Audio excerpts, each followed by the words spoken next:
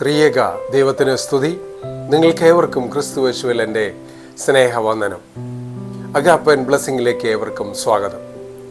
തനിക്ക് ജീവിതത്തിൽ ഒരുപാട് തെറ്റുകൾ പറ്റിപ്പോയി, ഇനി ഒരു തിരിച്ചറിവ് സാധ്യമല്ല, ഞാൻ ചെയ്ത തെറ്റുകൾക്ക് ഇനി പരിഹാരമില്ല എന്നൊക്കെ പലപ്പോഴും നമുക്ക് തോന്നാറില്ലേ? എന്നെ ആരും മനസ്സിലാക്കുന്നില്ല, ദൈവം എന്നെ ഇനി സ്വീകരിക്കുമോ, അതിനു മാത്രം ഞാൻ അകന്നുപോയി, ഇനി ദൈവത്തിൻ്റെ അടുക്കിലേക്ക് തിരിച്ചു വരാൻ എനിക്ക് സാധിക്കുമോ? അങ്ങനെ എത്ര വലിയ ചിന്തകളിലൂടെയാണ് നമ്മുടെ ജീവിതം കടന്നു പോകുന്നത്. കർത്താവിൽ പ്രിയ സഹോദരി സഹോദരങ്ങളെ, നമ്മുടെ പരാജയങ്ങൾ മാത്രം ഓർമ്മിപ്പിക്കുന്ന ഒരു ലോകത്ത് ജീവിതം വഴിമുട്ടി നിൽക്കുന്നതായി തോന്നുമ്പോൾ നമ്മുടെ ജീവിതത്തെ മാറ്റിമറിക്കാൻ പോകുന്ന വളരെ ശക്തമായ ഒരു വചനമാണ് ഇന്ന് നമ്മൾ ധ്യാനിക്കാനായിട്ട് പോകുന്നത്. വിശുദ്ധ ലൂക്കോസ് 19:10. കാണാതെ പോയതിനെ തിരഞ്ഞ് രക്ഷിക്കുവാനല്ലോ മനുഷ്യപുത്രൻ വന്നത് എന്ന് പറഞ്ഞു. യേശു യെരിഹോവിൽ എത്തിയപ്പോൾ സക്കായി യേശുവിനെ കാണാൻ ആഗ്രഹിച്ചു. ആരാണ് സക്കായി? എല്ലാവർക്കും നമുക്ക് സുപരിചിതമായ ഒരു കഥയാണിത്, ചരിത്രമാണിത്. സക്കായി ആ നാടിന് മുഴുവനും വെറുക്കപ്പെട്ട ഒരു ചുങ്കക്കാരനായിരുന്നു, ടാക്സ് കളക്ടറായിരുന്നു. ആളുകൾ അവനെ പാപിയായും ഉപേക്ഷിക്കപ്പെട്ടവനുമായാണ് കണ്ടിരുന്നത്. ഒരുപക്ഷെ അവൻ കൂടുതൽ കാശ് മേടിക്കുന്നവനായിരിക്കാം. യേശു വരുന്നത് കണ്ട് അവനെ കാണാൻ ജനക്കൂട്ടം തടിച്ചുകൂടി. സക്കായി ഉയരം കുറഞ്ഞവനായതുകൊണ്ട് ഒരു കാട്ടത്തിയുടെ മരത്തിൽ കയറി നിന്നു.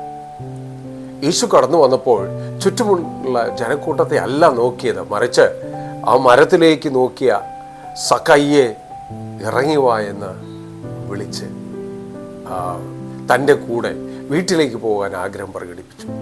ഇവിടെ ഒരു കാര്യം നമ്മൾ ശ്രദ്ധിക്കേണ്ടതുണ്ട്. സക്കായി തൻ്റെ തെറ്റുകളൊക്കെ ഏറ്റുപറഞ്ഞ് നല്ലൊരു മനുഷ്യനായി പാപമോചനം കിട്ടിയതിന് ശേഷമല്ല കർത്താവ് അവനെ തേടി ചെന്നത്. അതിനു മുമ്പ് തന്നെ കർത്താവ് അവനെ തേടിയെത്തി. തിരയുക എന്ന് പറഞ്ഞാൽ ഇവിടെ പറയുന്നത് തിരഞ്ഞു എന്നാണ്, എന്നാൽ മനഃപൂർവ്വം തേടി ചെല്ലുക എന്നാണ് അർത്ഥം.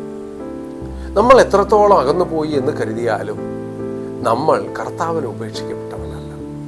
കാണാതെ പോവുക എന്നാൽ വിലയില്ലാത്തവൻ എന്നല്ല അർത്ഥം, മറിച്ച് ഇപ്പോൾ ശരിയായ സ്ഥാനത്തല്ല നിൽക്കുന്നത് എന്നാണ്. കാണാതെ പോയ ഏതൊരു വസ്തുവും വീണ്ടും കണ്ടെത്തപ്പെടാൻ എപ്പോഴും അർഹതയുണ്ട്. നമ്മൾ എത്ര അകലെയായാലും യേശു നമ്മെ എപ്പോഴും അന്വേഷിക്കുന്നവനാണ്. ഈ വചനത്തിൽ ഏറ്റവും വലിയൊരു പ്രത്യാശ നൽകുന്ന വാക്കാണ് അന്വേഷിച്ചു അല്ലെങ്കിൽ തെരഞ്ഞു എന്നത്.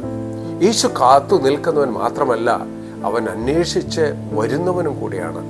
നമ്മൾ ദൈവത്തിൽ നിന്ന് അകന്നു പോയിരിക്കാം, പ്രാർത്ഥന ഉപേക്ഷിച്ചിരിക്കാം, ജീവിതത്തിൽ പല വലിയ തെറ്റുകളും ചെയ്തിരിക്കുക. എന്നാൽ നമ്മുടെ കഥ അവിടെ അവസാനിക്കുന്നില്ല. കർത്താവ് അതിനെ അനുവദിക്കുന്നില്ല. കർത്താവ് നമ്മെ അന്വേഷിക്കുന്നു. നമ്മുടെ ഭൂതകാലം, നമ്മുടെ ഭാവിയെ നിർണ്ണയിക്കേണ്ട ഒരു സാഹചര്യവുമില്ല. സഖായിയുടെ ഭൂതകാലം വളരെ മോശമായിരുന്നു. എന്നാൽ കർത്താവുമായിട്ടുള്ള ആ ഒരു കൂടിക്കാഴ്ച അവൻ്റെ ഭാവിയെ തന്നെ മാറ്റി. അതുപോലെ തന്നെ നമ്മുടെ ജീവിതത്തിലും ഇത് തന്നെ സംഭവിക്കാം. നമ്മുടെ പരാജയം, നമ്മുടെ ബുദ്ധിമുട്ട്, നമ്മുടെ പ്രയാസങ്ങൾ, നമ്മുടെ പാപങ്ങൾ എല്ലാം കർത്താവ് നമ്മോട് കൂടെ ഒരു ദിവസം പങ്കിടുകയാണെങ്കിൽ, കുറച്ച് സമയം പങ്കിടുകയാണെങ്കിൽ ഇതെല്ലാം മാറുവാനായിട്ട് സാധിക്കും. നമ്മുടെ തെറ്റ് നമ്മുടെ മുഴുവൻ ജീവിതമല്ല, നമ്മുടെ ഭൂതകാലം, നമ്മുടെ ഭാവിയുടെ ഒരു വിധിയാവാൻ പാടില്ല.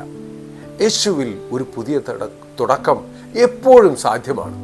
യേശു കുറ്റപ്പെടുത്താൻ വന്നതല്ല, രക്ഷിക്കാനാണ് വന്നത്. സഖായിയെ കണ്ടപ്പോൾ ജനക്കൂട്ടം അവനെ അപമാനിച്ചതുപോലെ കർത്താവ് അവനെ അപമാനിച്ചില്ല. അവൻ്റെ വീട്ടിലേക്കാണ് അവൻ പോയത്.